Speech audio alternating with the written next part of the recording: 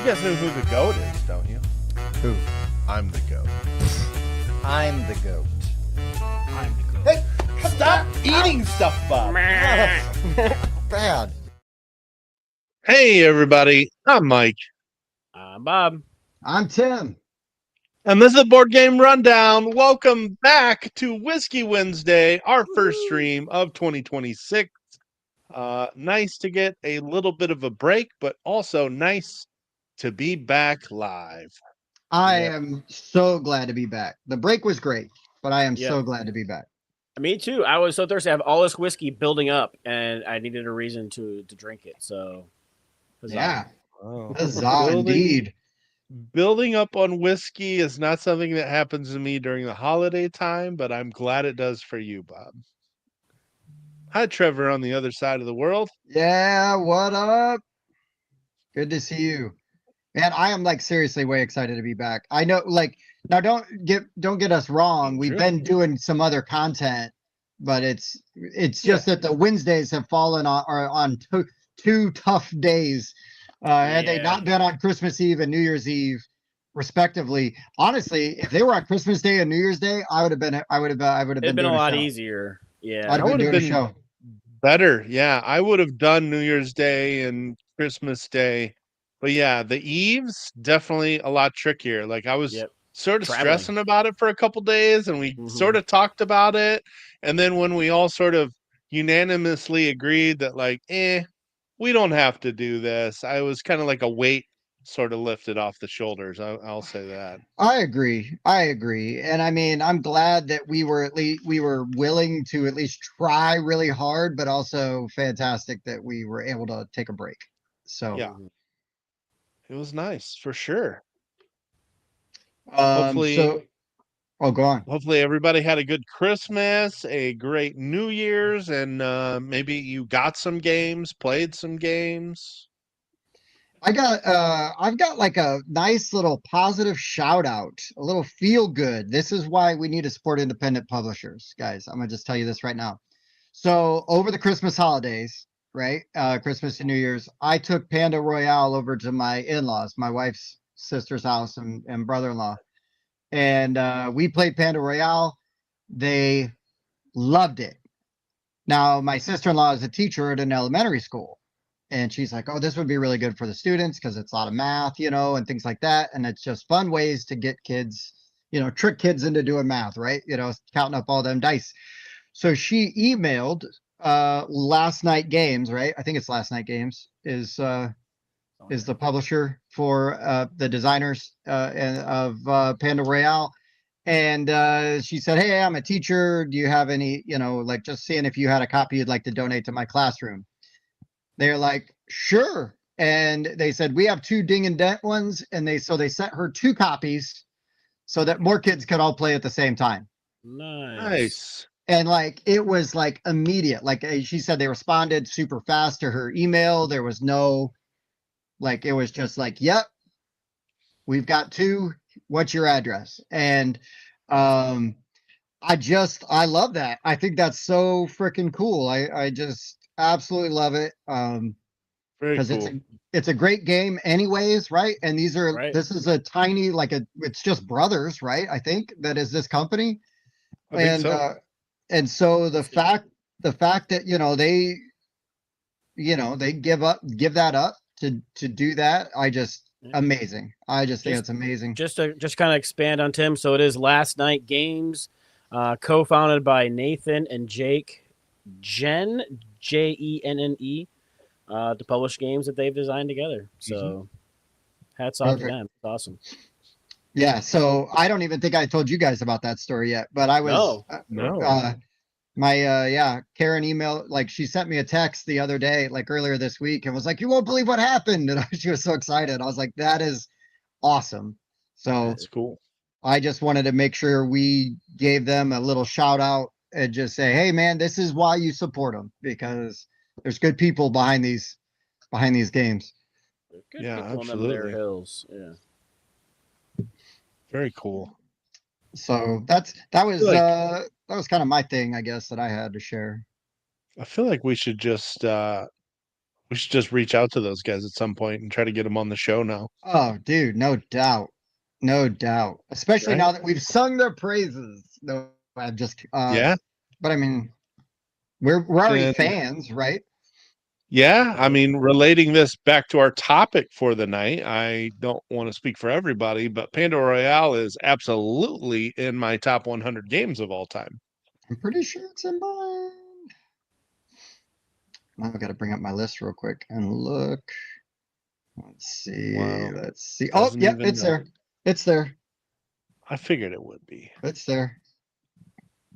And it made it last year when I played it for the first time. So it didn't make today's list, Hey, oh. which, by the way, in case you weren't fully aware, we have now started ranking our top 100 games, our 2025 edition. The 91 through 100, that one is live now. So you can watch that. And we're going to be releasing at least one a week, and we have 100% committed to getting all 100 games covered. We've already recorded down to 60, so we've got 40 of these. What's up, Mike? Already recorded in the can, ready to fire off, and you will see these start hitting the channel very soon. The next one will come out on Friday. So we thought since we had a chance to rank our games all over again, that we would talk about the ones that used to be in our top 100, but now are not. Now, so I think I feel like I need to say none of the games on my list are bad or like Yeah. that I've really even changed my opinion of them. Like I still love these games because obviously I don't know about you guys, but like these games were definitely included in the ranking engine, right? When I use Pub Meeple. So Yeah. there's like some of the factors that maybe contribute to these games is just that they haven't hit the table in a minute. There are legitimately some games that just get pushed out because Yep. I was less precious with my list this year and wasn't just like, no, this game has to be it. Because I've done that before where it's like, no, I really love this game and it needs to be in my top 50. And I didn't do that this year. I was like, you know what? Screw it. I'm just going to let the chips, fall where they may. Yeah. So, I actually did the same thing this year. I did one ranking like very early in December just to kind of get an idea where things were at. Realized I missed a few new to me games. And so I just redid them, I don't know, like a couple weeks ago, or I don't know, later in December. No tweaking, no re-ranking. This is where they're at. Not trying to force any games into any specific numbers. Not like, oh, this game has to stay in the top 20 because it's been there right, every year. Nothing right. like that. Just rank them and let's see where they end up. Hell yeah. I will say, just kind of from a sort of historical statistic standpoint here, because I put all of my rankings into Google Docs because I think it's fun to go back and reference them. So as we go through this list, I will be able to tell you where I had these games in prior rankings. Also worth noting, the first time we did our top 100, we actually just did 50, and that was 2022. So Mm, these historical rankings, for me at least, will go back to 2022 when we did a top 50, and then 23, 24, and of course now 25. We've done top 100s every year. I will And not be providing that information. that's fine. I sent you guys the 2022 just because I think actually one of our viewers did that. I think that was Voodoo Spectre that was the nice gentleman who Oh gave yeah, he us might have. like a spreadsheet, and I just threw it into Google Drive, so we always had Awesome. access to it. And I also just want to piggyback on something you said too, Tim, is that like this is not necessarily, there's going to be a couple where I may have some spicy takes, but otherwise these are games that I still like a lot. And the fact that it made this list is not like I'm demolishing this game, like Yeah, I'll yeah, never yeah. play this again. Actually, there's several Game of them sucks I'm now. excited to talk about because I just haven't played them in a while or even talked about them in a while, and I wanted to give them some extra pub. So, For sure, man. For sure. um, Chris, PoppyCon is coming up. Century Center, South Bend, I just sent last him a message about weekend that today. of January. So just a good opportunity to mention it. This is an event we've been at now. This will be our 3rd year attending PoppyCon. It's in the Century Center in downtown South Bend. Small little gaming convention, $25 for 2 days on a Saturday and Sunday. Good time. We'll be playing games all day. So if you're in the area or want to be in the area, come find us. We'll play some games. Yeah, hell yeah, we will. You don't have a choice. If we find you and we know you're there, we're gonna make you play games with us. All That's right. right. And if we have You to have find been you, warned. if we have to find you, you're gonna have to play Happy Salmon. If you come That's to true. us, we won't force that upon you. Yeah, if I recall correctly, I believe Bob said he would be bringing some leather straps and he would be tying people to chairs and we would then force them to play games with us. I do have to make a small correction to that. They're Velcro, not leather. Oh, but that makes it easier. No, that just means they adhere via Velcro. They don't have buckles on them, but they're still leather. Yeah, obviously. Okay. Yeah. Okay, good. All right. Man. I actually Man. thought you were going to say velvet at first. That's I thought he was gonna say velvet too. Mike, I thought he was gonna say velvet too. I really did. I'm like Velcro. Well, that's not very. Trevor with a message from the Lord.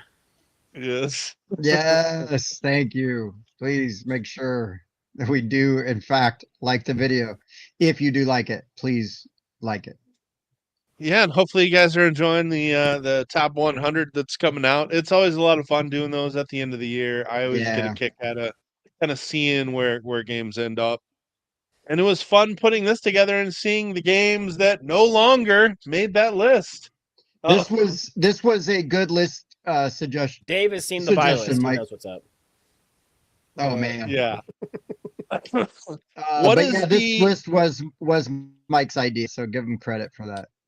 Bob, what is your ball gag made of? We should make come clear that on. we have all of the materials on the table so everybody knows. Nope.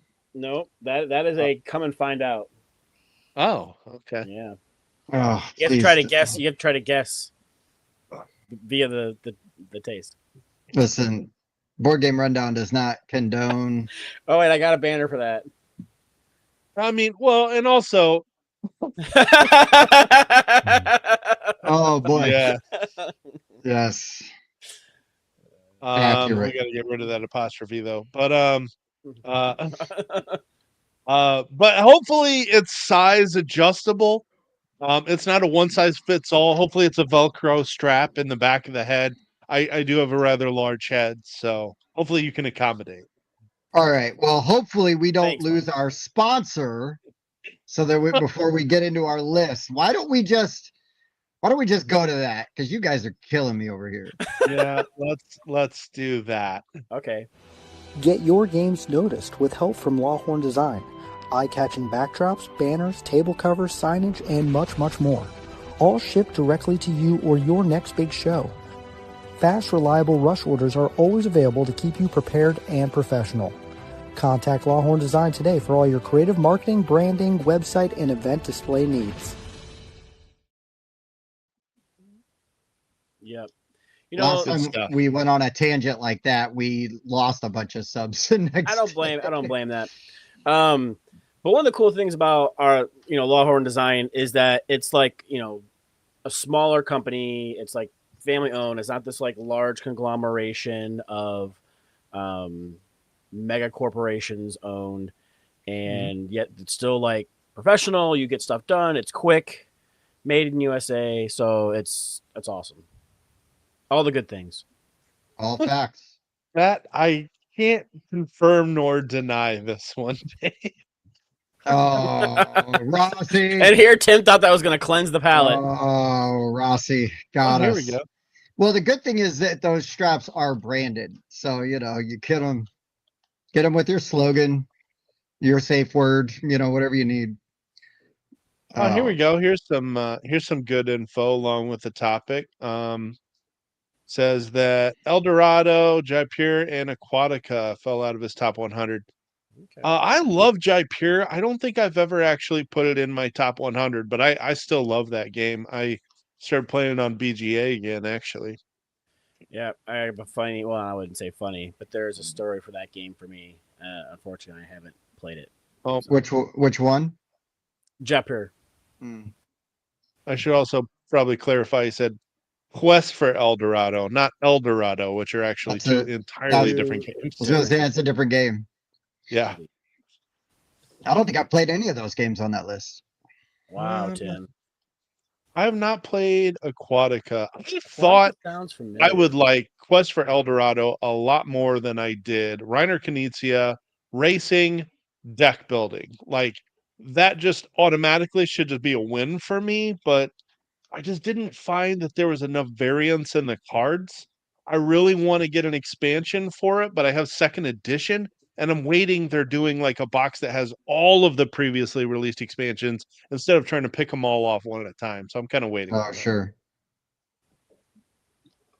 That makes Yeah. sense. Okay, so I guess we should jump right into this thing, eh? Okay. Hey, So yeah, these are going to be our games that no longer make the top 100.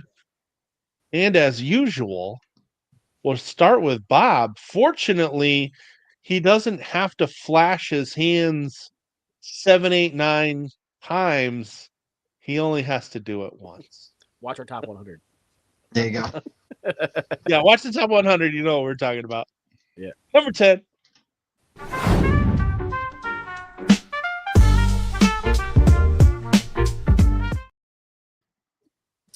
All righty.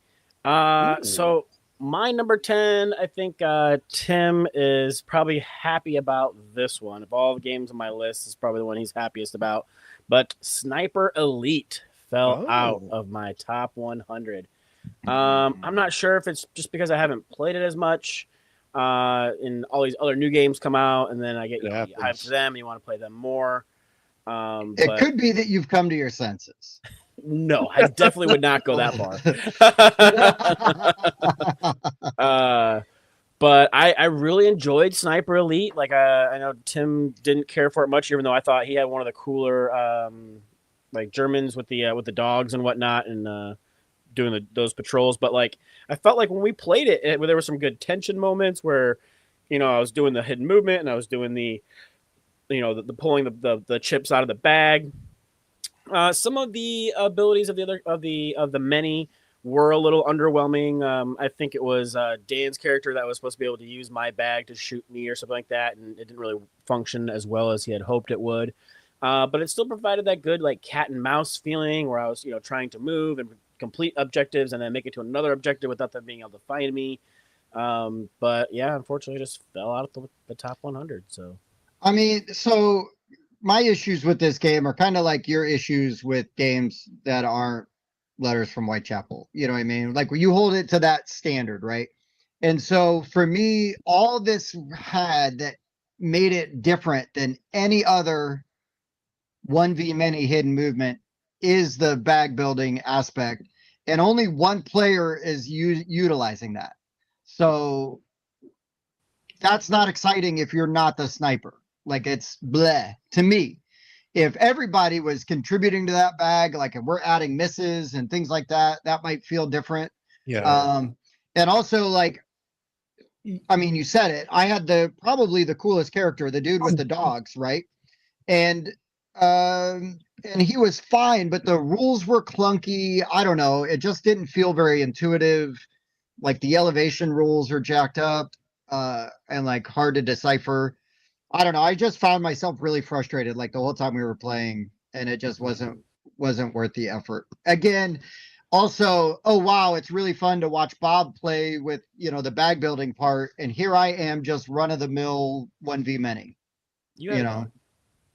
I have to kind of echo Tim's sentiment there. Like now, admittedly, 1v mini is not one of my favorite mechanics, and typically it's because if you're the hidden, you're playing a more fun game than everybody else. And Sniper Elite really accentuates that dichotomy between being the one versus the many, where you're playing a entirely different game So I agree with that. I'd rather be doing the bag building, and I don't get that opportunity if I'm not the one. Well, and again, I think if everybody's contributing to that bag building part, like holy cats, like That could be cool. Yeah. that gets really interesting because it's Mhm. like, okay, well, I can take this action and that's gonna mess up his Yeah. bag, kind of like Clank, right?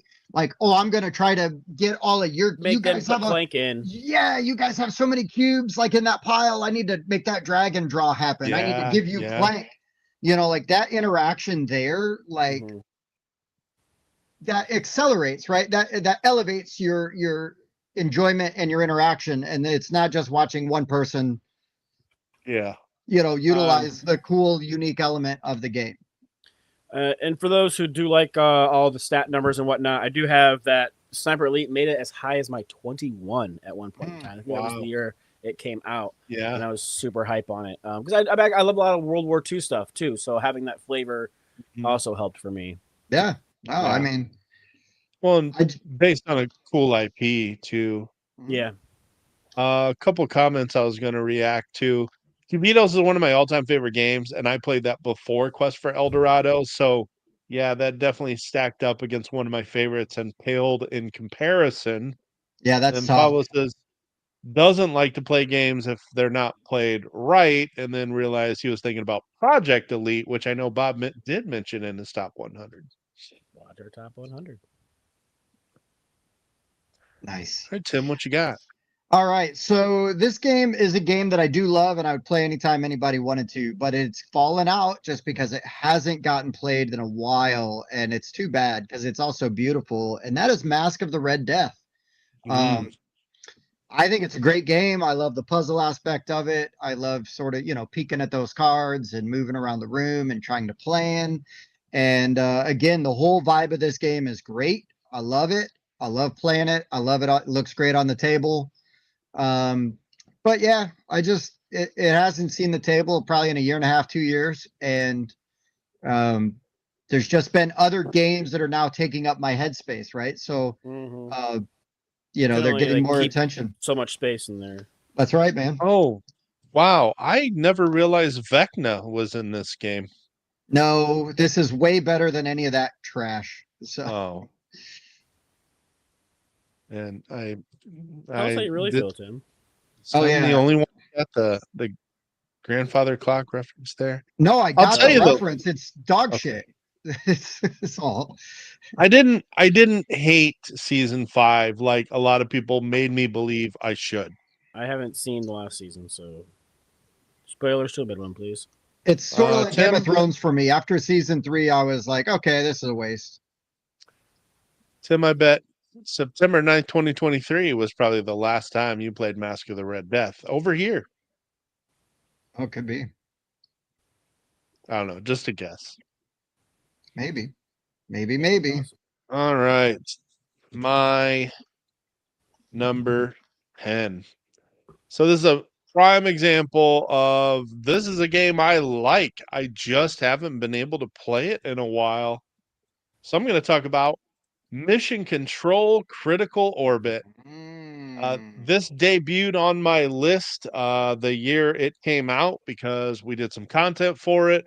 We played it in their Gen Con booth, which was an awesome experience, playing on those huge easels and with a narrator and everything. And just a great experience playing it that way. That was 2023, where I had it as my number 66. And then didn't play it the following year, so it dropped to 99 last year. And then this year it fell just outside of the top 100 for me. But this is a really clever roll and write cooperative game where everybody's kind of playing totally different mini games, and ultimately you're trying to help out the Ethernaut. Yep. Yeah.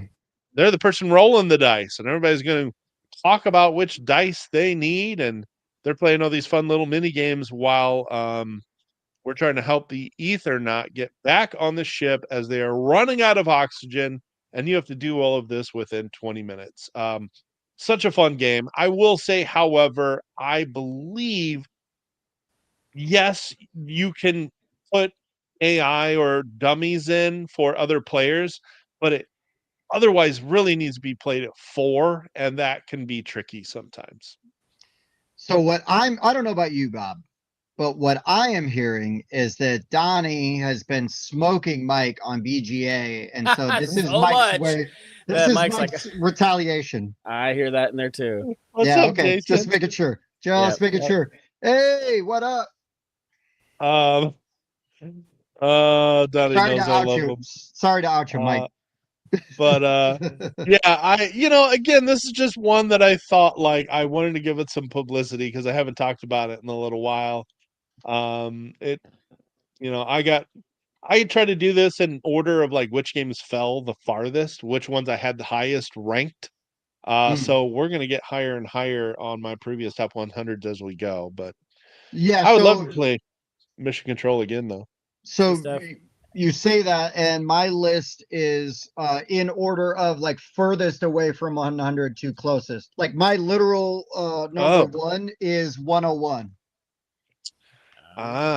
Okay. I didn't do any of that. I picked a bunch of them that fell out and then just kind of ranked them by favorites. Yeah, that's fine too. Yeah. Yeah, I got some that are ranked really high towards the top of this list, so it'll be interesting to go over those. All right. Well, I guess it's going to take us down to number 9. Number 9.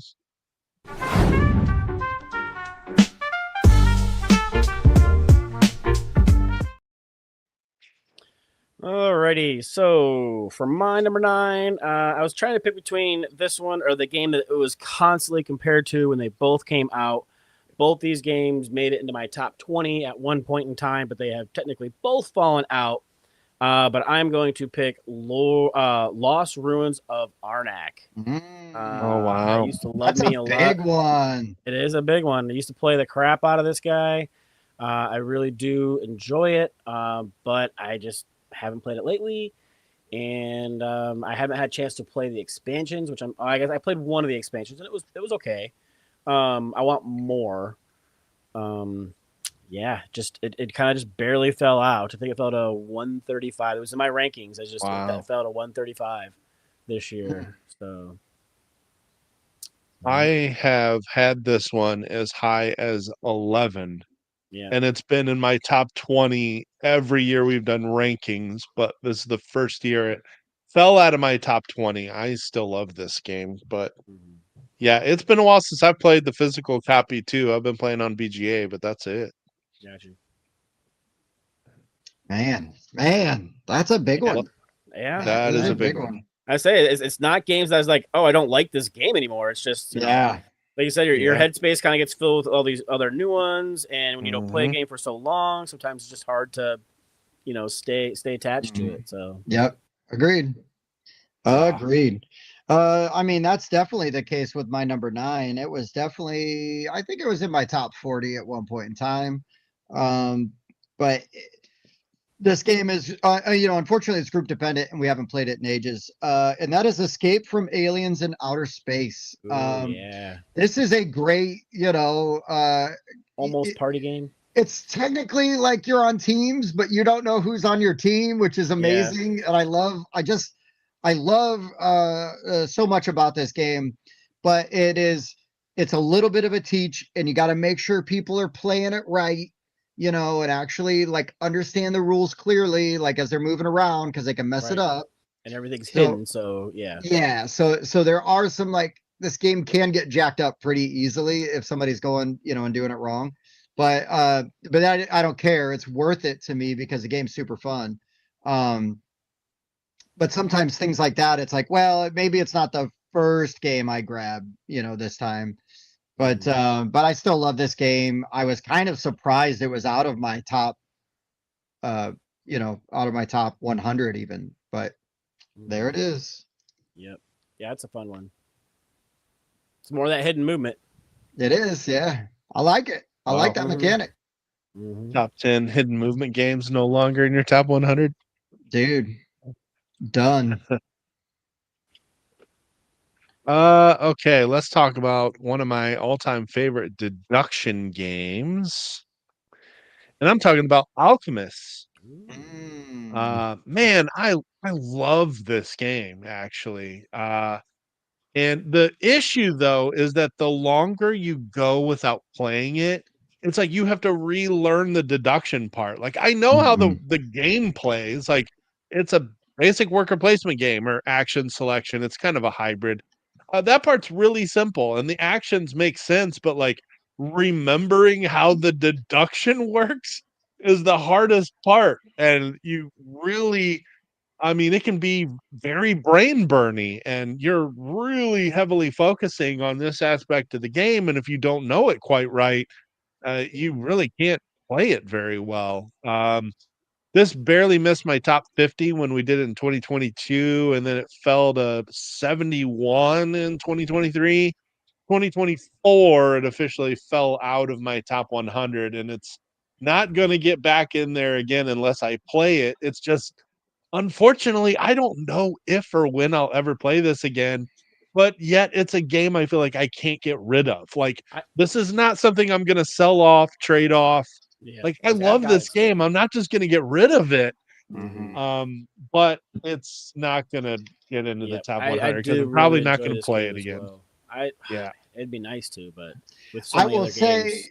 to answer Steph's question though, if we played these, if any of these games, like I'd be willing to play, and I do feel like that they could go if they got back in like a rotation. I could see them climbing back into that top 100 pretty quick. But because I don't think any of the games that I have on here have been like replaced. It's just I have one that has been basically completely replaced, and at least one more that I don't think would get back unless they started releasing new content for it. Oh, okay, sure. Yeah, I definitely have a lot that would go up if I played them again. I have some that I played so much I wore them out, and it's like, meh. I don't know if I want to play it. Maybe if somebody asks, I'm certainly not bringing it. I've got some that got replaced, and my number one is like, it doesn't matter if I play it again. It's not going back in the top 100. Oh, sure. Uh-huh. Yeah. All right, Alchemists. Yeah. Yeah, I like me some Alchemists. Like, it's a great game. Little, like pyramid thing and trying to do the mixes, but trying to relearn how to predict like what this will become if I do this with this, and it's a whole new learning curve. I don't think clever. I have that anymore. And I really like the app implementation too. It basically eliminates from having to have like a dummy player that just does the potion mixing stuff for you. No. Yeah. Imagine actually doing that. Like that poor soul. Yeah. Yep. That'd be awful. All right, Mike. All righty. Number 8.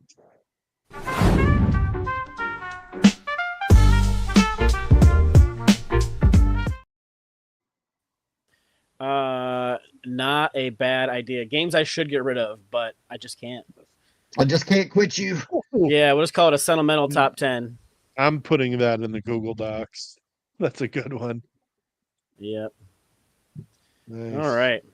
My number 8 got as high as 14. It was 36 one time, and then this year it finally dropped out because I don't get to play it very often. It had an expansion come out and everything. I don't even think I've got a chance to play the expansion, which is the most unfortunate part about this whole thing.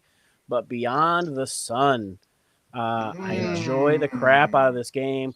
This is one that, yes, I think if I did play it more, it would definitely creep back into my top 100.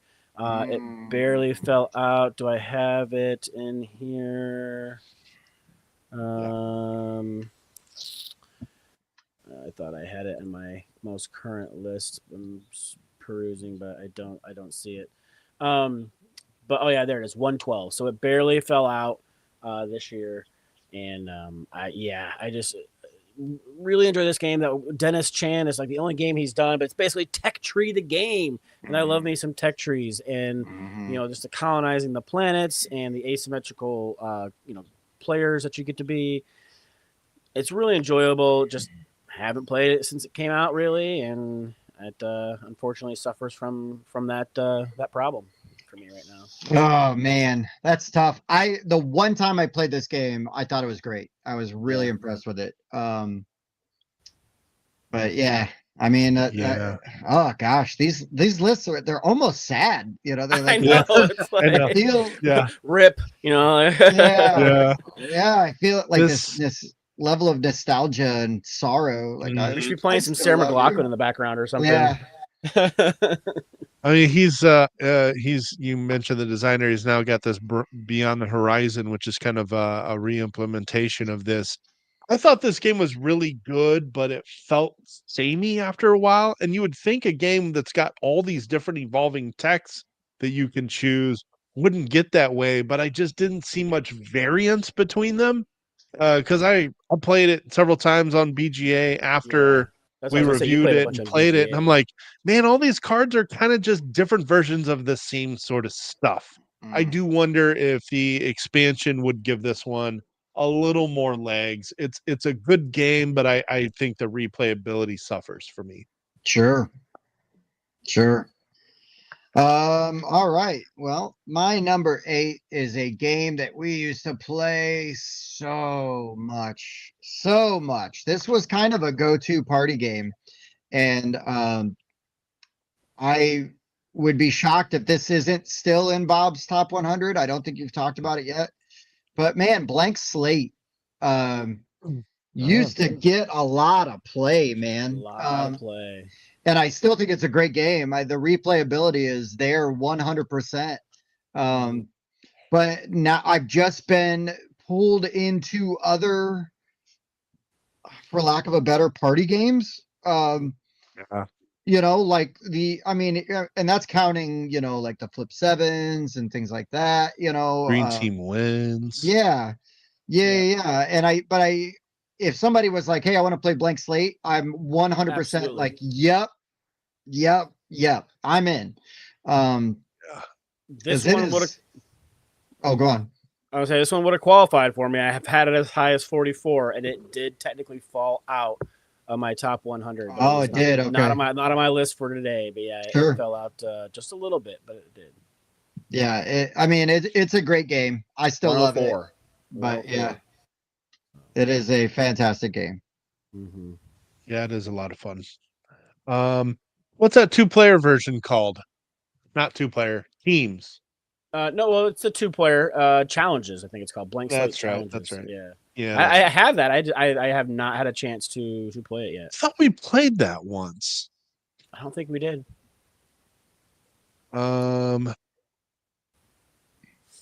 Haha. We did. Oh, We played it once. all right. Well, I don't recall it was that good. Yeah, it was. It was fine. Oh, it wasn't like it was. It wasn't like it's okay. But yeah, I'd rather play the original version and add more people. Yep.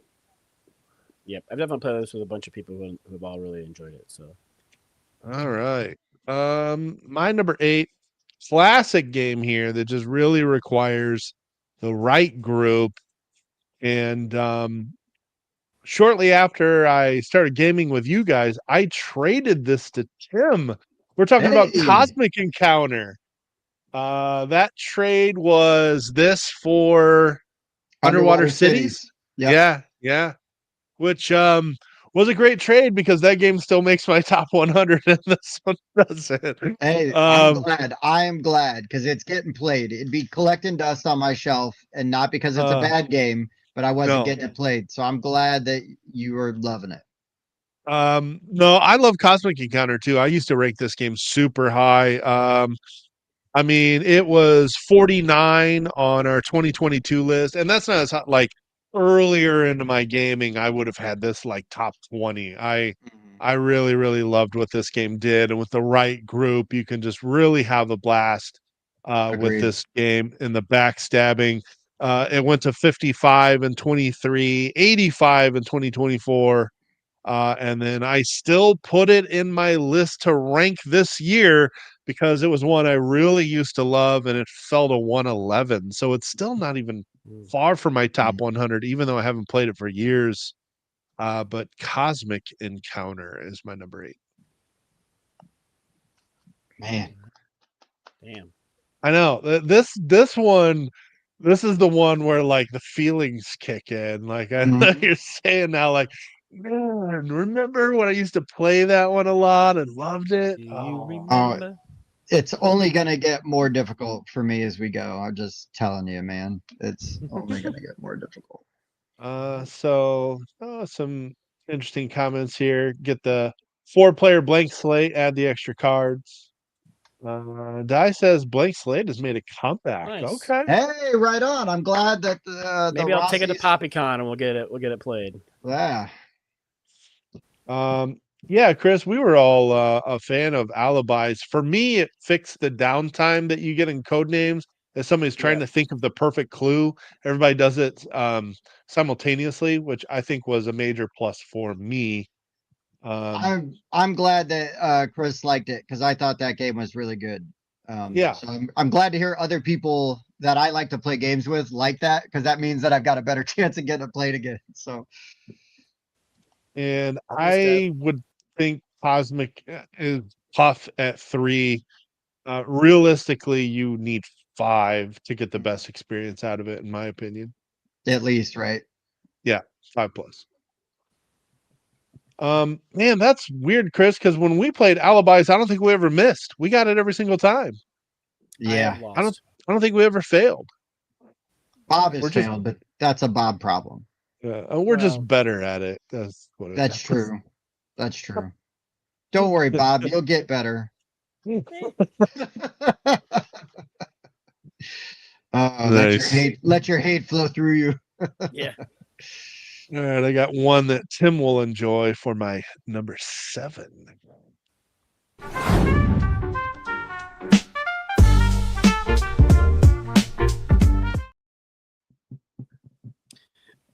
So, excuse me. My number 7 is one of the ones I talked about that even if I did play this again, recently, I don't think it would get back to the top 100 just because I've played through it so much, at least through what I've got. It'd be hard for Imperial Assault to crack my top 100. I love Star Wars. I play a lot of those kind of dungeon crawly app run games, but I have played the bejesus out of my Imperial Assault. Maybe if I got some new content for it, I move it back up again. But as it sits with what's out and available, I have played the crap out of this game. And don't get me wrong, I do love me a stealthy Jedi.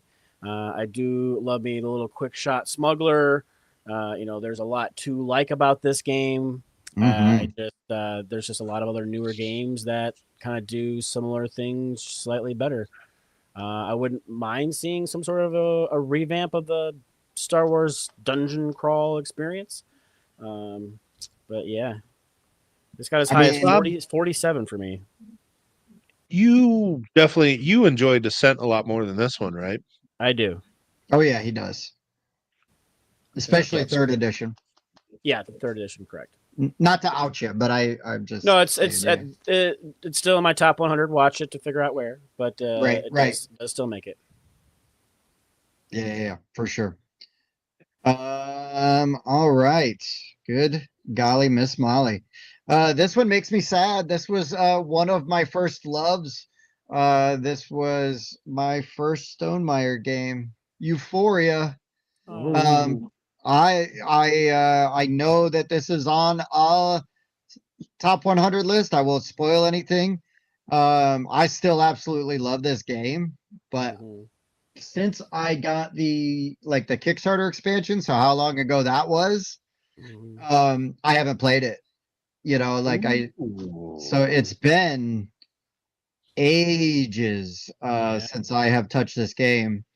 Aside from moving it on a shelf to organize.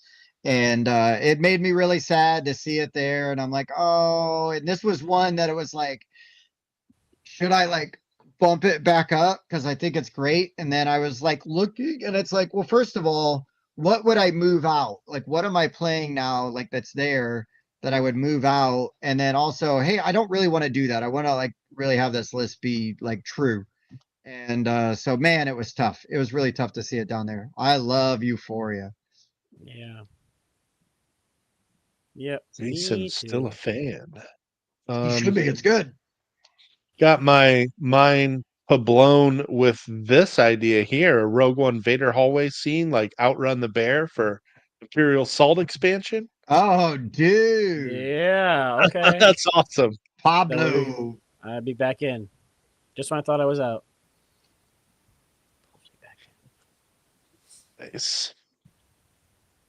All right, here's the one I thought Tim would get a kick out of.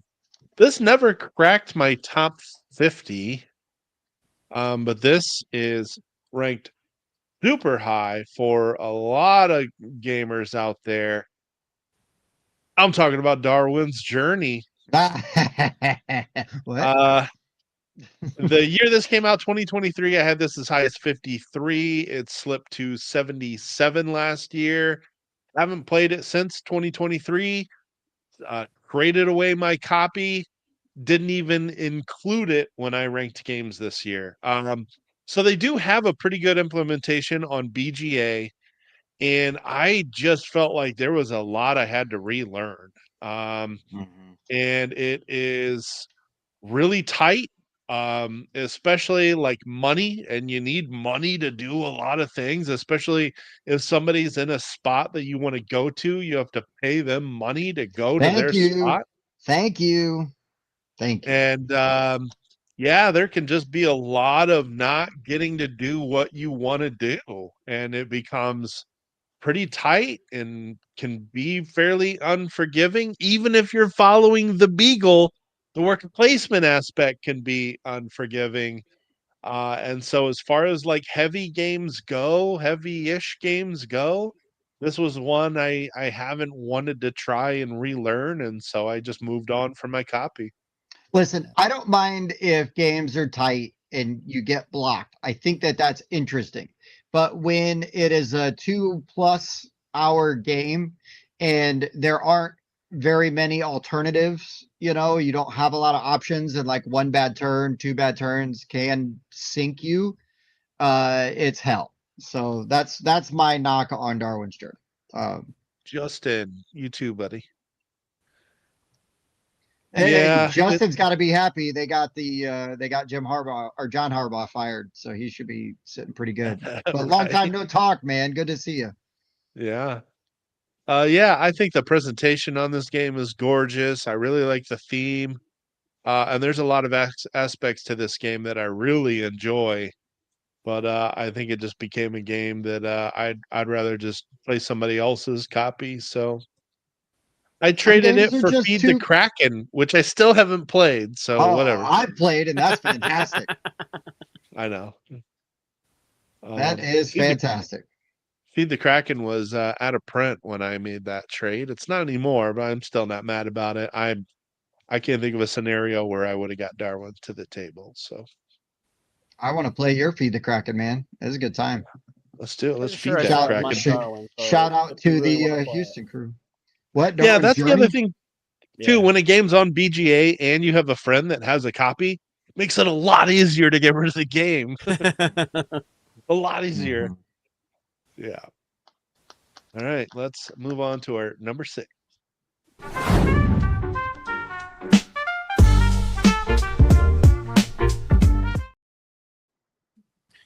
All right. My number 6 is one that basically has a direct replacement. I would dig this one out again and play it, but I do definitely prefer the sequel to Endeavor: Age of Sail. Mhm. Yeah. So the newer one came out. Was it Deep Sea? Yeah. And it's fantastic. It's one of those re-rack play Mhm. again games. I did really enjoy Age of Sail while that was the flavor of the day. I would play it again, but if I'm reaching for an Endeavor game, this isn't the one I'm reaching for. Yeah, it's pretty much it. So I never had did nice actually get big player boards. We were like moving up those trade tracks and kind of engine building and whatnot, getting the different buildings to put your discs on. So there are some similarities between the two. But yeah, I just think the other one is superior. I never did get to play this one. I just know Same. I love Endeavor Deep Sea so much that I couldn't imagine this one being better. It was one of my Deep Sea was one of my favorite games of 2024. Mm-hmm. Yeah, I haven't Got as played. high as 42. I own Endeavor Deep Sea, but I haven't played it yet. But yeah, Yeah, I've never played Endeavor Age of Sail. I Uh, might request that one for PoppyCon. I'd love to play Deep Sea again. I'd love to learn it. Didn't I Um, bring it to your house? I think I brought it to your house because you, me, and Jazz had played it before, and we really liked it. So I figured it would be easy for us Yeah, to get to the table. that was a So good call. yeah, all right. My number 6, man, another one that just feels blasphemous because I absolutely love this game, but it's getting crowded out by other trick takers, and I'm talking about scheming and skulking. I have literally worn out copies of this game. I would play this game wow. tomorrow if everybody wanted to play. Like, you know what I mean? Like, there's, Yeah, Yeah, this game is fantastic. I love Grandpa Beck's. I'll always love Grandpa Beck's just for like what they do and what they represent. And but I have not played this in a while, and I still think it's great. But man, I was shocked to see that it had fallen out of my top 100. But there's like this. I don't want to say a glut of trick taking games, but there's a lot of really new trick taking games that are coming out that yeah, have been coming out that are taking a lot of my attention, yep. and deservedly so. This game is what 15 years old. I mean, it's great. Don't get me wrong. But but yeah, it is sadly fallen out of my top 100. I still love you. surprising. Wow. I was super late to the party on this one. I didn't pick up a copy till 2024. Mm, Loved it. Played it a couple times. Got some friends to buy it. But now I give me mythical dice any day. Any sure. day. Yeah, they're just too similar and I just would rather play mythical dice. But this one is a lot of fun though. Nice. I should have known that one would have made your list if I would have thought about it with any effort. Eh, Um, what's effort? Overrated. well, I mean, usually I do like trying to figure out, but this topic got a little bit of research, which was kind of fun. Nice. Okay, my number 6 is Horrified. Oh, Um, Oh, nice. yeah, I had a group that used to really like playing this game. And it's not really even one of my favorite genres. I don't necessarily love playing co-op games. I mean, don't get me wrong, there's some that I love, but I'm just very picky about my co-op games. And I think Mhm. this one I really enjoyed playing when I did play it. And I also don't necessarily love running AI characters, but it's very user friendly in this game. It's super easy to just flip the card, see the icons, it tells you what to do, very easy to run. And this is kind of your I guess you could compare it to Pandemic. It's got a little bit of the crisis management going on, It sure but does. this is also the only version I've played. I've not played any of the newer ones.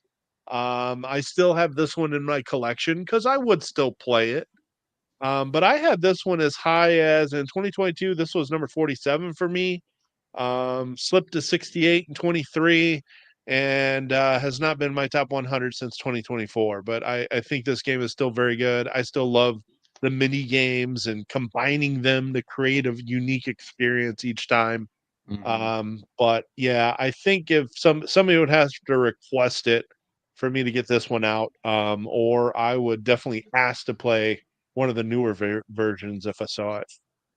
I'm not gonna lie, I still want all the versions, right? There's like 4 versions out now. Yeah, I've heard some of them kind of have some issues where things aren't labeled correctly and some of the rule books are not the best, which is kind of crazy to me because like they already had an existing rule set. All you got to Yeah. do is just change the explanation of the mini games at the back of the book. So I don't know. I've been sort of hesitant to like jump in and grab one of these newer versions. I know the Dungeons and Dragons is the newest version that people are talking about. Oh, sure. Yeah, Pablo, that's one of the cool things about it is the number of monsters you throw in with their varying Yeah. difficulties. You can kind of scale your difficulty, and it's if you really want a challenging experience, yeah, you can play against 3 or 4 monsters, and it gets Yeah. crazy. Ramp that bad boy up, man. Just go through Yeah, hell. It's, yeah, still a good one though. All right, top 5.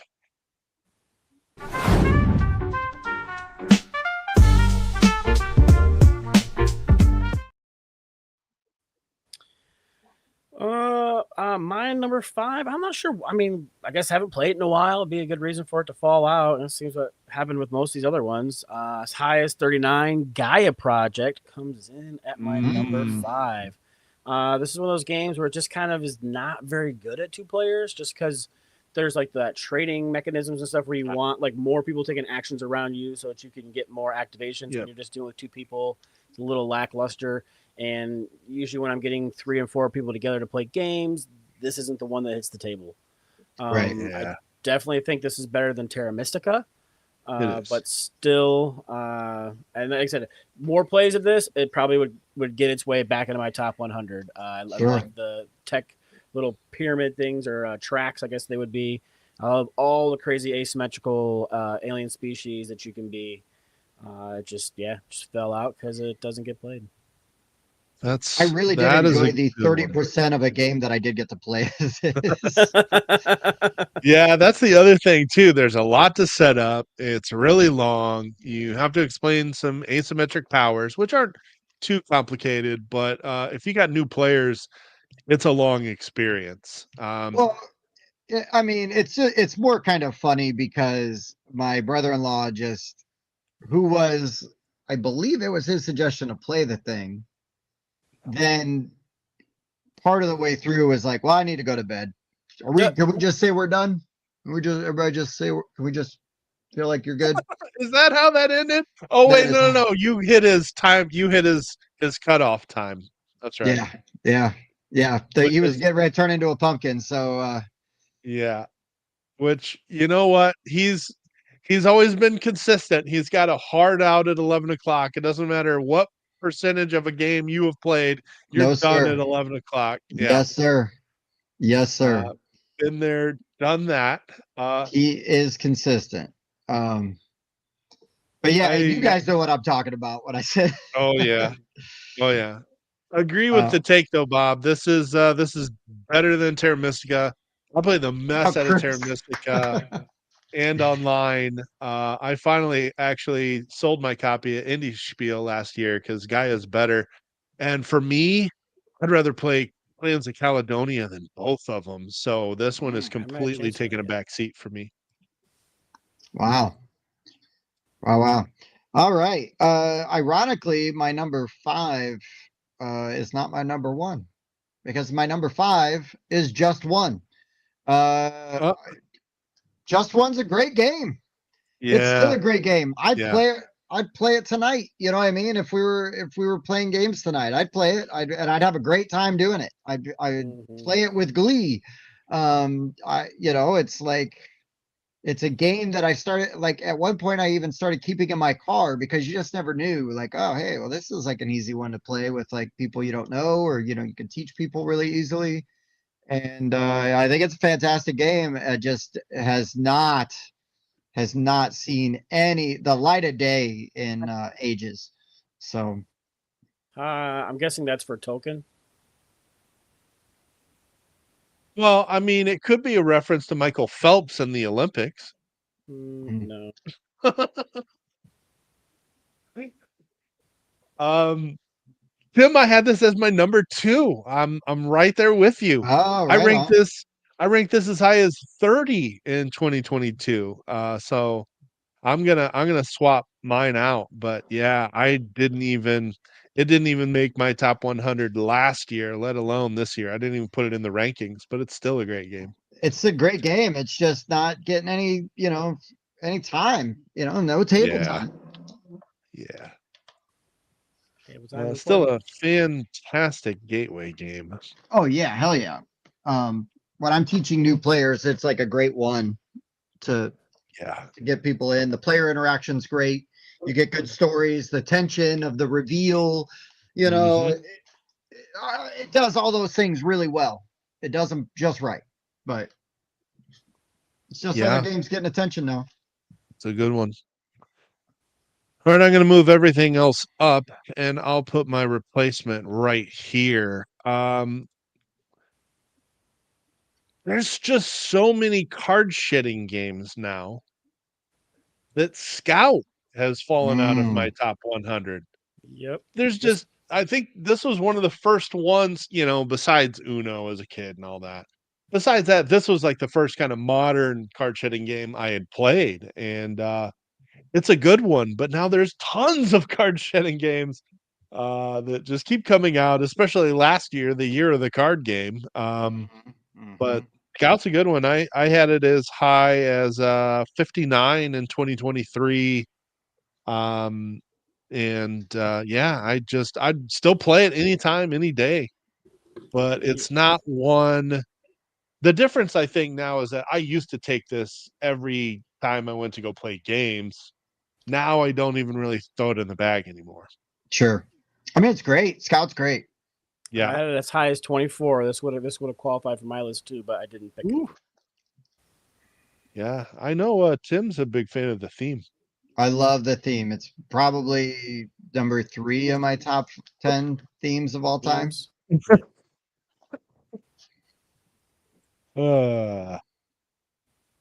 Gout, my number 5. Did you say gout is your number? Gout. Medical ailments that I still have to deal with. We'll get to that list later. All right, number 4.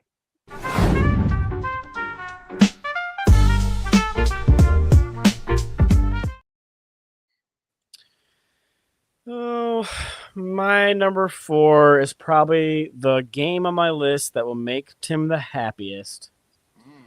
As high as number 12 at one point, but I don't lug it around with me everywhere I go anymore. And so Foundations of Rome has dropped significantly. Wow. Yep. Wow. I too was surprised by this. I am flabbergasted. Yeah. Wow. I don't know what to say. I still really like this game. I would totally play it. People come over and want to play it. But as far as the lugging that huge ass bag around, like when I go to meetups now, I take more variety as opposed to just taking this one, game in a bag. I'd rather have 4 or 5 games in the bag. You might as well bring 5 fun games instead of this one. This game is so fun. If anybody requests it, I totally would play it. But like I said, a lot of these things are played elsewhere, and rather than having one big box in a bag that I carry, I take multiples for a selection. If somebody requests that I bring this to a meetup sometime, let me know. I will absolutely bring it and play it. But yeah, it hath fallen off. Man, I'm sorry for your loss. Take note of January 7th, 2026. This is not to be Tim is vindicated. That's not what we're trying to do here. Man, I feel like it's like you guys are just trying to make me feel better because how I feel bad about the games that have fallen off of my list, and you guys are you're just throwing these up there for to appease me and make me happy. I feel so special, guys. Thanks so much. Yeah. Pablo, I want to say every time I played with Bob, we've used almost everything. Yes. Yeah. Tim loves the trading module. It's not trading. It is. Trading involves consent. Well, this is like trading for Venezuelan oil trading. Yeah, it is. Yeah, it is. And I love it about as much as I love that. Oh, shit. I see you have a property I need. I guess I shall overthrow you and just take what I need. Right. Thank you. Mm-hmm. I will just say I still have this ranked pretty high. It's still in my top 50. I just still think it's the gameplay is good enough that I would still play it anytime, any day. I never did track down a copy though, because well, one, Bob's got one, and two, it's friggin' expensive. Mhm. And unfortunately, foundations of Metropolis still Yeah. doesn't quite have all the stuff that I wanted it to have, like the modules in Rome that make that game more interesting. Yeah. Yep. So that's the one I'd get Barely if fell they out. add that Barely stuff. fell out. And I think if I did play it more, it would definitely easily get back in the top 100. Sure. Man, I mean, this yeah. game is absolutely beautiful. It is. I just, for whatever reason, man, I just do not enjoy playing it. And I played it without Bob. Last time I played it was with Bob and Andrew in May of 2023. So it's been a while. Man, so Almost that 3 had to be years like now. a, oh, Bob and Andrew. Where did you see Andrew in May? Oh, Andrew Warner. 2023. Andrew Warner. Yes. Got it. Yes. I was thinking our friend down south, well, Southern Ohio, Andrew. Mm, mm. All right. Wait, whose turn is it now? Mine? Yeah. I know you're so Yeah. Oof. flabbergasted. He's I'm getting over feeling vindicated. just shocked. This one hurt me. This one hurt my soul a little bit because it's an IP based on one of my favorite movies, and it's a really good implementation. But we haven't played The Thing: Infection at Outpost 31 in a long time. Well, you haven't. That's true. I haven't. I think this game is great. I love it.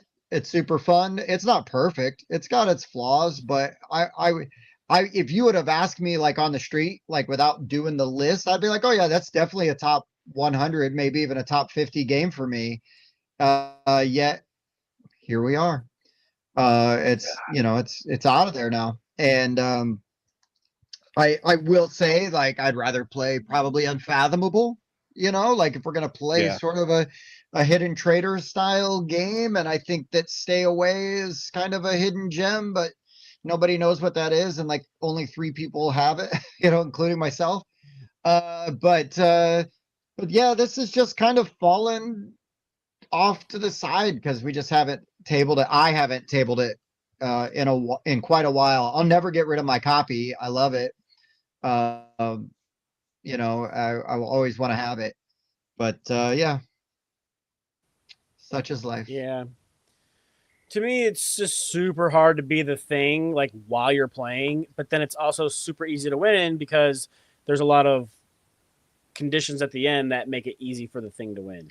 It Like rewards the thing for just playing it completely straight and not sabotaging anything. It doesn't do enough to make the thing need to sabotage stuff. Yeah, I agree. So And yeah, like, oh, I did everything great. Take me with you. Haha, I won. Yeah. yeah. And the randomness of how the infection spreads makes it not the best. I was pretty late to the party on this one. I think I played it for the first time in 24, I believe, and it did Yeah. hit my top 100 that year, but yeah, I didn't even rank it this year. It's got some warts. I still love it. I mean, flaws and all, but obviously now it's out of the top 100. Yeah, I still got a really fun story out of this one. I played this one with your brother-in-law and Bob and Oh, Karen, and he gets worked up during this game. He was yeah, cussing at me when we played this at Geekway that one time. And it was his fault that the thing won. And he was mad at uh, me because he thought I was the thing and I wasn't. And he's like, well, you're acting shady. And I'm like, I'm not. You're just an idiot. Oh, shoot. All right, Mike, what do you got for number 4? I want to know. My number 4. Yeah, so this is, I guess, just another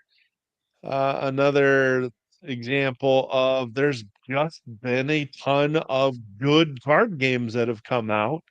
And so it's like I'm cycling out fillers for newer ones.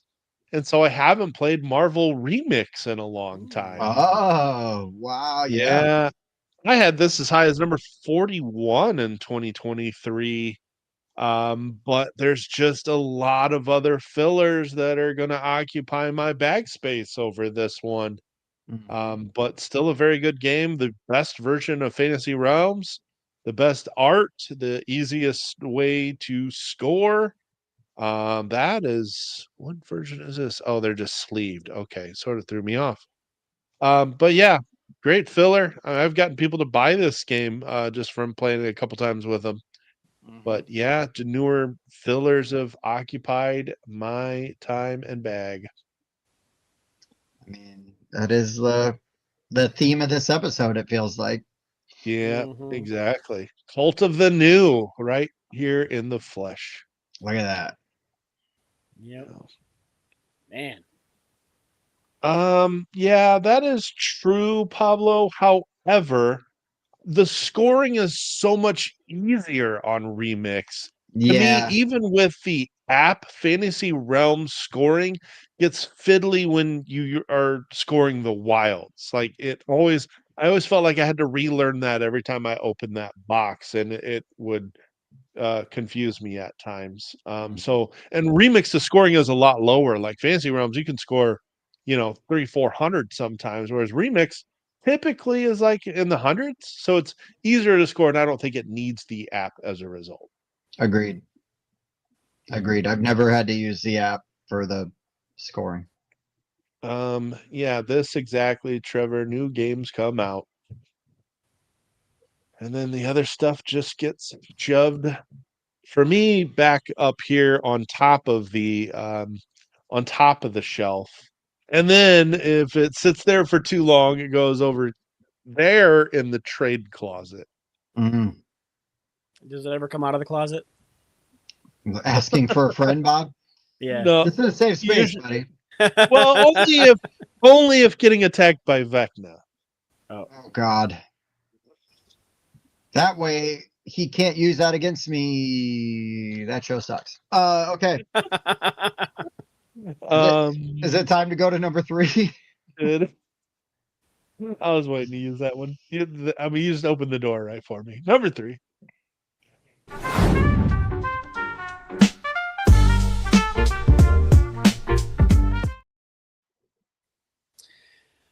My number 3, one of the first games that used some of the I've got workers and stuff on a space, and then as I put things out, I unlock things underneath. Scythe for me was kind of groundbreaking when it came out. Loved me some Scythe. Super surprised when it fell out. I know. This hurts. I would definitely play this again with the modular boards. I'm not sure I would want to play it a whole lot more on the baseboard. Agreed. It gets a bit samey, but I love the pieces. It's got the best coinage in any game. I still use my Scythe coins for all types of other games. What up, Evan? What's up, Evan? Evan. And that's why I can't stand After the Empire. I mean, what? Oh no! No, but no, Scythe. Yeah, I loved Scythe. Played the crap out of it, and maybe it's probably still just irking me that my Scythe is sitting like 7 or 8 missions in on the freaking campaign mode. Campaign mode, and I haven't been able to finish that. You are a victim of your own success, my friend. Yeah, well, what people need to realize is that doesn't matter in the end. It's from what I heard. You can somebody can win all the missions. Yes. Not going to matter when it gets to the last one. But I will tell you, nobody likes just getting stomped for 8 missions with the hope of maybe I can just win the last one. What was hilarious though is that there's a part where you vote for war or for peace, and I was the only one that voted for peace, and the other guys voted for war, and I was like, if it's war you want, war you shall have, and they did not like the result. They're in the find out part. Yeah. Yes, the Rise of Fenris. Yep. I can't quit on Scythe. It still ranks very, very high for me. I still love this game. I was out on Scythe way, way earlier on everybody else. I think it's a really good game, but I just don't like games that feel solvable or you've got fixed move, I don't know. Yeah, I don't know. So, well, there are definitely optimal strategies for certain countries, and you can't even allow certain combinations of like boards with certain countries, or it just becomes broken. So that's Right. what I'm saying. Maybe with the finish this stupid campaign, try with some modular boards. I'd probably get back in, and there's a chance this could dip back into my top 100.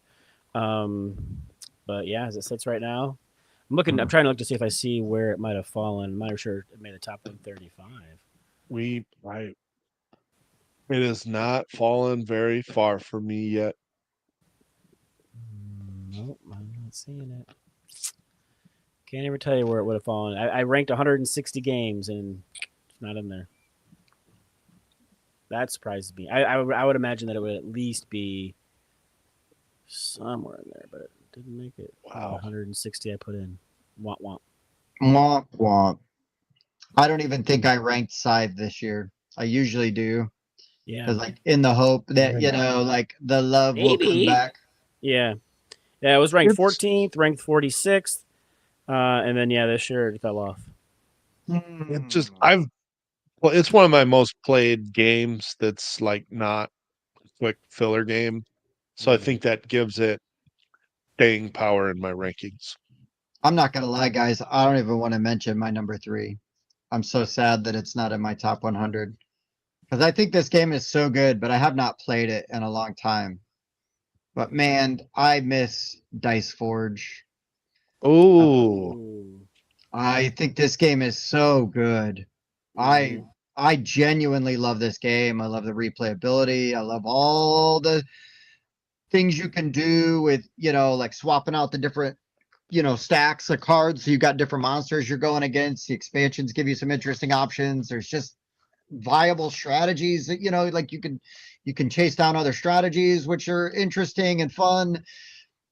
And simultaneous play. Yeah, it keeps it all fresh. And yet it has not hit my table in ages. And very much to my sadness and shock, Dice Forge was not in my top 100. It really hurt. Really hurt. Yeah, I do enjoy me some Dice Forge. This thing right here was a game changer. Oh, dude, it's so good. Wow. Yeah, that is a good one. Oh, it makes me sad. All right. My number 3. This is a game that just got replaced. They just made a newer version, and I will always ask for the newer version instead of Dwellings of Eldervale. Andromeda's Edge is a superior version of Dwellings of Eldervale in so many different ways. So this is the Luke Laurie design, where it's basically a worker placement game. But if you end up in an area where there's other characters, you get to fight. You still get to take the benefit of the worker location. But then you're going to duke it out, and then whoever wins the battle stays. Whoever loses goes to, I don't remember what they call it, the underworld. Oh, wait. Yeah, the underworld, I think. And then they get some reroll tokens out of it. So at least you get something. And that one of the coolest things about this was kind of you're doing that set collecting, and you're using that for a recall chain, because when you can't or don't want to place workers, you get to recall them from the map, and you get to activate special power cards where you can put your workers on there, and you get your own little worker placement engine going just from recalling workers from the map. Andromeda's Edge makes the recall engine so much stronger. And that's one of the best parts of the game is the recall engine.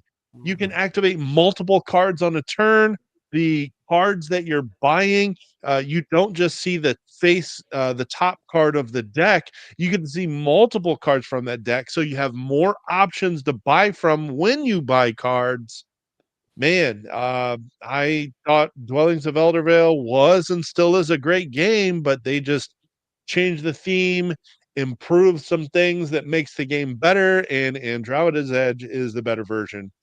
I'll give you, it was 45 and 22, 49 and 2023. 64 in 2024, and this year I didn't even include it. I didn't even add it to my list of games to rank because I would just rather play Andromeda's Edge. It's that simple. I mean, it's that good, dude. I mean, Yeah, it's better. kind of a shame. It is much better. It can be kind of a shame where like you get especially like a big expensive game, and then only a couple years later there's a superior version of it. Yeah, you should have like traded it while it was still a hot commodity. I still enjoyed it, and that other thing wasn't out yet, and that one's like almost to get the version I'd want the amount of capital put into that game. Yeah, we can just play years, Bob. Ooh, it's going on BGA. Ooh, ooh, ooh, ooh. Okay, I'm going to continue being excited while the graphic comes up for our number 2. Ooh.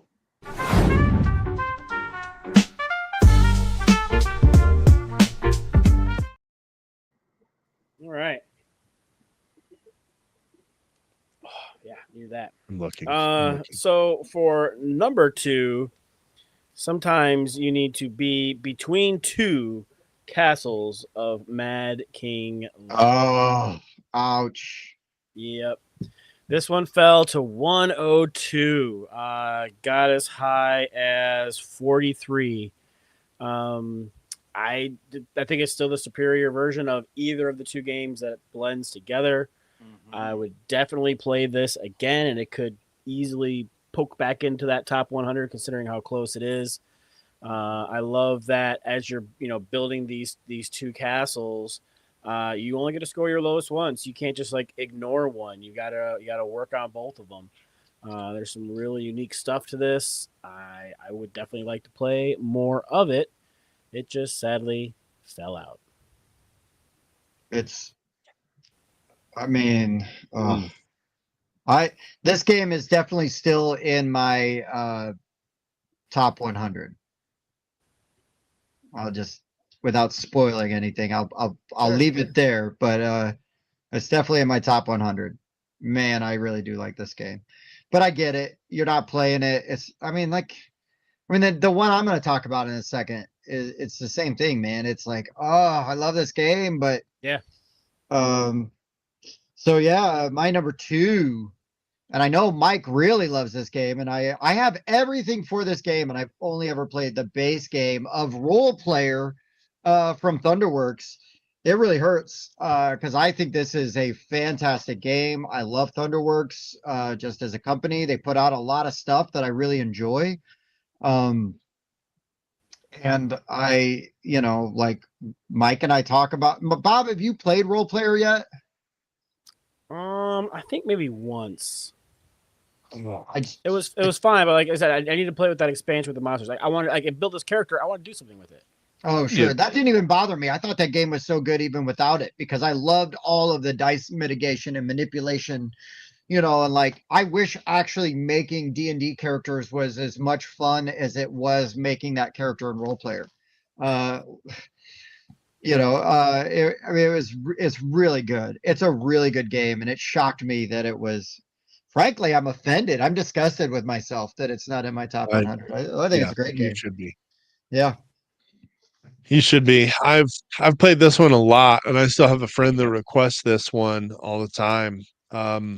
It's fallen for me. I think I had it as high as like the 20s at one point, or maybe high teens. It's dropped from there, but it's nowhere close to falling out of my top 100. Sure. Yeah, this is a good one. I still love this it. game. I think it's great. I'll never get rid of it. I have everything for it. But yeah. It's not getting played. Wow. Still waiting on that Andromeda's Edge invite, guys. Just to let you know. I mean, hey, I see people logging in. I just decided to log in to see if I had any invites. I didn't, so I'll just continue talking. I'm sure Or it's my not number 2. personal. It's not business, Mike. It's personal. Don't worry. Right. Just so you know. Love it. Oh man. So here's one that just hasn't been played in forever. I had this game as high as 27 when we first played this. Twilight Inscription. Oh, Yeah. I This was still my love short this. list, but yeah. Oh, I Oh, still this love is a this good game. one. 27, then 37, then 69, and then right outside the top 100. I think it was like 105 this year. It's a great game, and it's Mm. not actually nearly as crunchy as it looks. It looks like a very busy, difficult game. And yes, you've got 4 different sheets that you've got to monitor, but your turn is very simple. You roll dice and you just use those resources to decide what 2 boards you're going to scratch stuff off of. And there's good combos to be made, which any roll and write should have. And it scales all the way up to 8 without increasing the play time. There's game has a lot of great things going for it, but it just hasn't hit the table in forever. Well, since it Yeah, came out, really. yeah, I do love this game. I ended up getting a super cheap copy at Spiel last year, Hell $20. I'm yeah, like, hell okay, I yeah, can't say no at that price. hell yeah. Uh, No, worth these having. dice, I'm by just. the way, fantastic. Oh, they look Those good. They Beautiful. dice. feel good. Chunky. You know they're Well, not wooden. you think that dragon in D&D, the D&D movie, was a chunker? Those dice are chunkers, man. Yeah. Yep. Yeah, that one saddened me. All right, last one of the night. It's time for our number ones.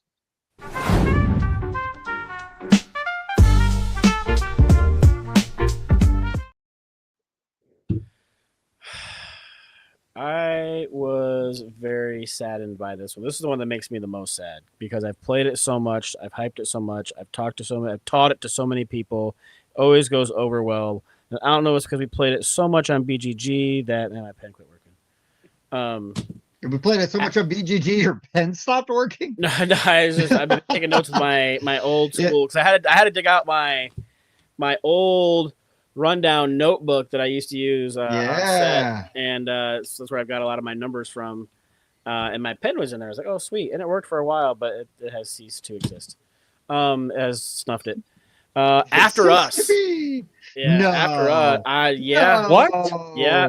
After us dropped to 107. It was as What? high as 16, and through Wow. some shenanigans and pub meeple, After Us slipped out of my top 100. Wow. I'm just as shocked, and I am very saddened by this. I'm devastated. I love this game. It's I'm fantastic. not mad, Bob. I'm just disappointed. Yeah, me too. Me too, honestly. And it's crazy because like I look at some of these ones like in my top 100. I'm like, well, I mean, I'd rather play After Us than that. Well, but I didn't fiddle with my numbers to try to make things fit where I thought they would fit. And as I was kind of going through and just making my choices, that's just what happened. Wow. I mean, I know that it is kind of a middling game for a lot of people, and that is being represented in the comments here. Mm-hmm. I still It's in love my this top game. 50. It's in my top 50. I just checked. It moved up for me this year. I think it moved up Wow. because I taught it to somebody and like they absolutely loved it. So I thought you were going to say it moved up because Bob stopped playing it. Yeah. I haven't had to play with Bob in a year, so this game is getting so much better. My win ratio's gone way up. Oh, listen to this guy. Listen to this guy over here. It just checks a lot of boxes for me. Sport 6 plays in an hour, simultaneous play, deck building. Yeah. I mean, and I played it a lot on Board Game Arena, so it stays in my rotation because of that. Mm-hmm. Yep. Wow. Like I said, that's why it's my number one, because it was the one I was looking at. I was the most sad about, so it's the one that became my number one. I was so surprised. Wow. All right. I'm not mad. I'm pissed, Bob. He's like, and unfriend.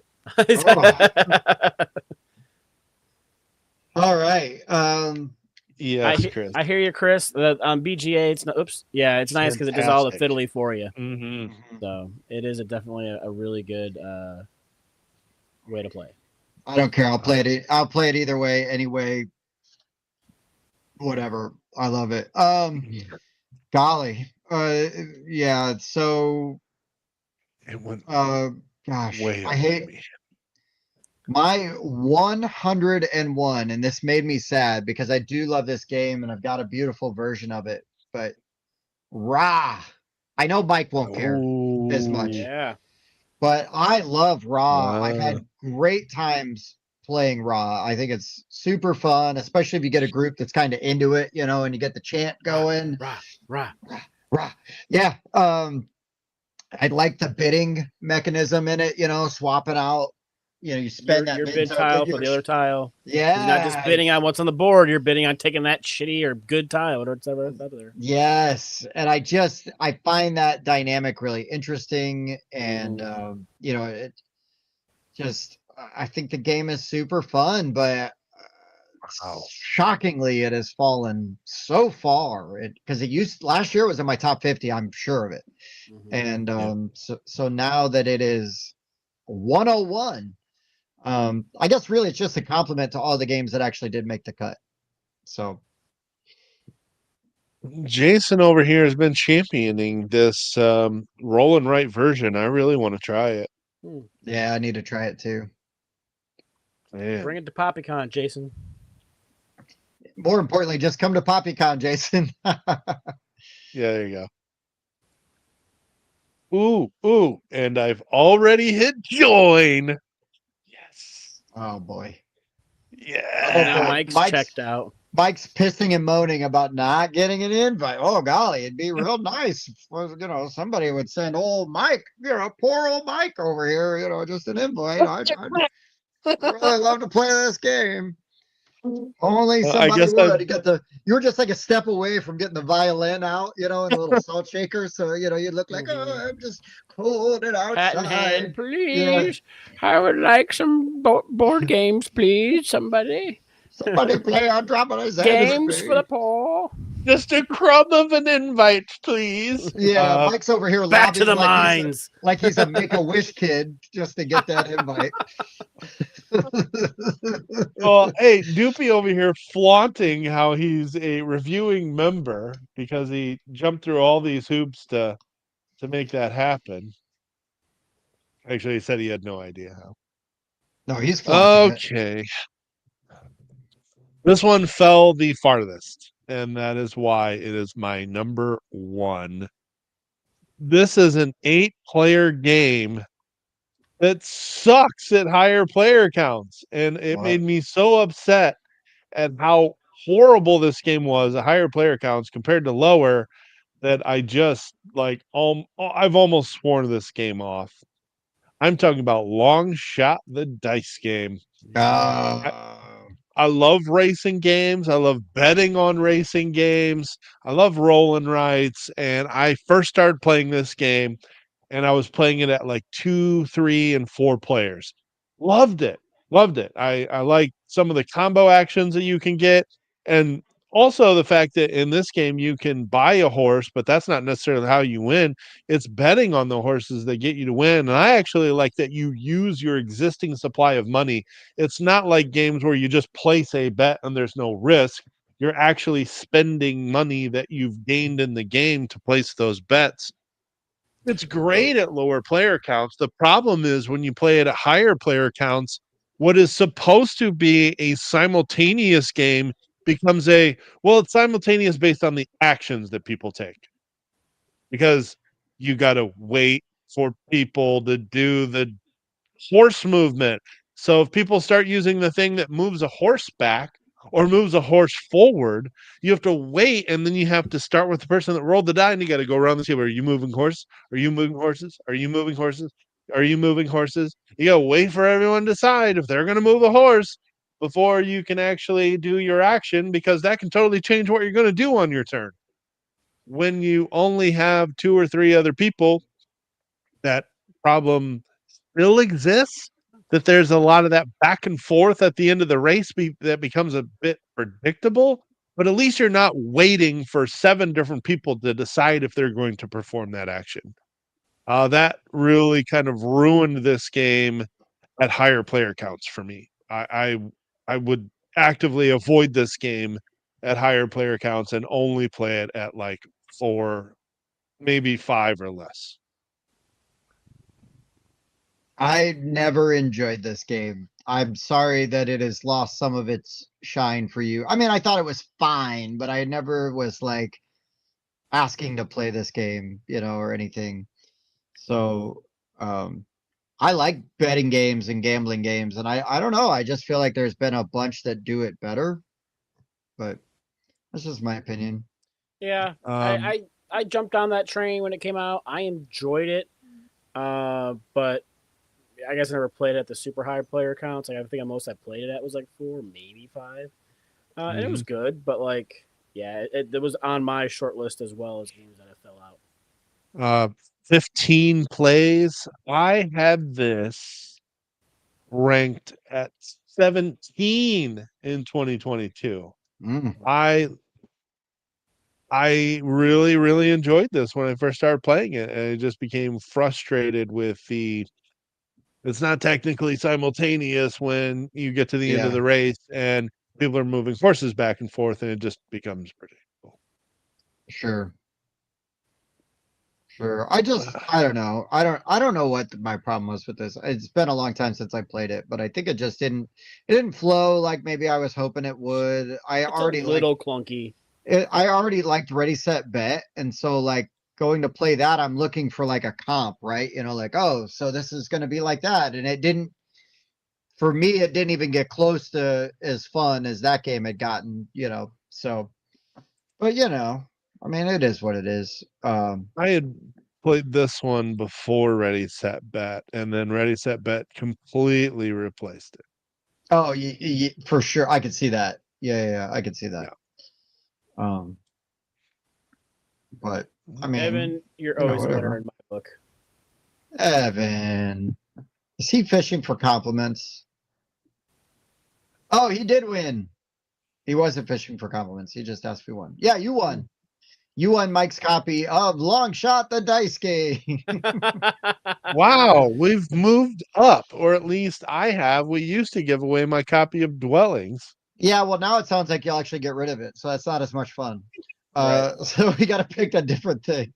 Yeah, I'll trade for a copy of Andromeda's Edge.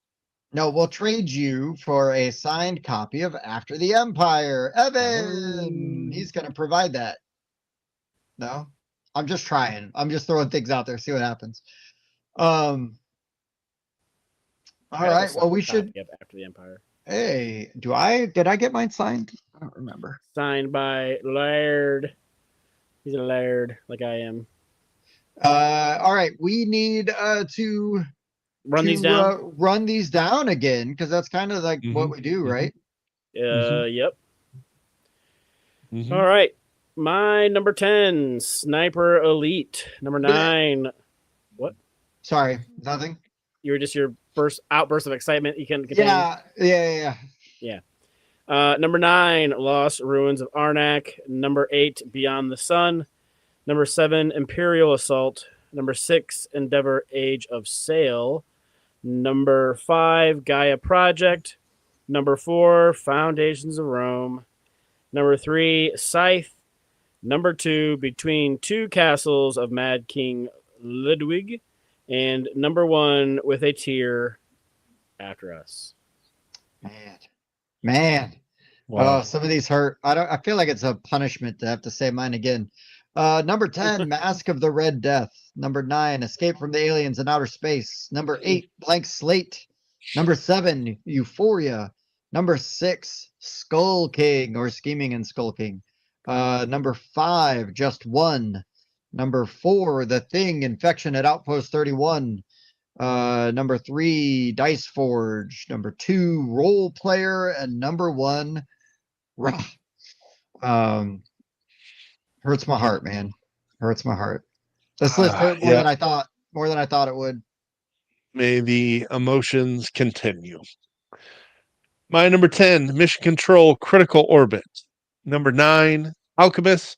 Number 8, Cosmic Encounter. Number 7, Darwin's Journey. Number 6, Horrified. Number 5, I swapped out just one because Tim used it. So my 5 was Scout. Number 4, Marvel Remix. Number 3, Dwellings of Eldervale. Number 2, Twilight Inscription. And number 1, Long Shot the Dice Game. Oof. I am glad this list is done. It is not that it hasn't been fun, because it has, but some of these things just make me sad. They just make me sad. Because I do love a lot of these games. I don't know, Trevor. Bob's the one who threw Foundations of Rome on his list. Mm-hmm. It surprised me too. What do you? Real quick, guys. What do you think the biggest shock was tonight for you? What was the biggest shock? Because for me, Foundations of Rome was the biggest shock that I've heard. I was actually going to suggest that we pick which one to surprise most. Skulking for Tim was the biggest surprise. I was surprised. I mean, it's an older game. I guess I can see that. After Us was a shocker, Bob. Oh yeah, that's a big one too. God dang. Coming in with the shock factor. Yeah, Bob's the shocker. I'm not sure which one of OnlyFans. You'll get it. That's right. I'm not sure which one of Tim's was surprising the most. I think Bob had the two most surprising for me with those After Us and Foundations. That's the last time I do mushrooms and make a list. That's for sure. Yeah, Bob's over here like it's a competition. Trying to outdo everybody with the shocking. Right. Anachrony drops to 120. Well, I call BS on that. Bob, you got to do a real list, no fake list, Bob. Yep. It would have been fun as like a joke to just do your top 10 tonight. Apparently we traveled forward in time to when a newer, rethemed, improved version of Anachrony came out, and the old one is now obsolete. Yeah. Well, you didn't travel. You just borrowed the new version from the future. From the future. I just got to remember to send it back when I get there. Oh, dude. It already knows how good it is. You don't send it back, we're in trouble. Right. It's going to be bad times for everybody, man. You better make sure it gets back. Well, Mike, this was a really good list idea, man. It hurt more than I thought it would. Not going to lie. Yes, indeed. And it has been great to be back in the saddle and back on the live stream kick. In the saddle again. And I'm going to predict now, because the year now, all the days are shifting, like, you know what I mean? So I think we're gonna have a pretty good streak without having a non-Whiskey Wednesday. Indeed. Yes. I say that now, and then like 4th of July will be on a Wednesday or something. I'll be like, God damn it. Next week, like there'll be a internet outage across Indiana. Yeah. Well, that's different than us all going, we just can't make it. What did I say we hit though? 160 in a row? I mean, that's something. That was over 3 years. That's pretty good, man. And it was kind of I think the one point that made us consider still streaming, but still it was like, you know what? It would be nice to not have to worry about it on these particular days. Mm-hmm. We have to set a record so that we can then beat the record. That's right. That's right. I like where your head's at there, Bobby. Mm-hmm. That's good stuff. We should have set it with a much lower bar, though, because you did kind of make it kind of difficult. Yeah, we should have done like just 20 in a row. Yeah. Call it. Yeah. Like, whoop, guys, 20 in a row. Holy cats. 100. We already did that. I know the bar is too high. But of course, if you enjoyed this list, stay tuned as we continue to drop our top 100 videos. 91 through 100 is already out. 81 through 90 comes out Friday, and we'll continue to put out at least one per week. possibly multiple per week over the next month, maybe 2. So stay tuned. And if you'd like to support the show financially, we do have a Patreon, and we throw to lightly edited playthroughs of us over there. We're going to be trying to we're also interested in what kind of content would you be interested in? What would make it enticing for you to want to be a patron? Because if we can accommodate, we will, because it is fun for us to do this. We like doing it, and we love engaging with you guys. Chris, I really hope you come up to PoppyCon. I'd love to see you, man. It's just a couple weeks away. And honestly, anybody's welcome. But we have a good time every time. So anything else before we wrap this bad mofo up? Don't think so. It was fun being back. It's been great to be back. I even took a little nap, so I wouldn't be tired. I'm still tired, though. Yeah, well, that's fair. Congrats on getting old. Yeah, no doubt. No doubt. Do not recommend. Yeah. Getting old definitely fell out of my top 100.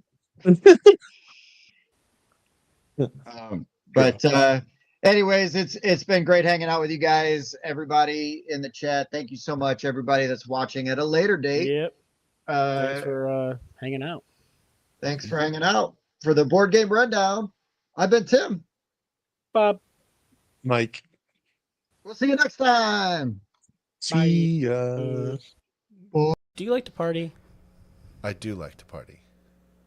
I also like to party. I like to party. A 7.3. This is a great party. Repeating. We should party more often. I do like to party. Okay. I also like to party. I also like to party. I like to party. I like to party. We should party more often. Okay. This is a great party. Okay.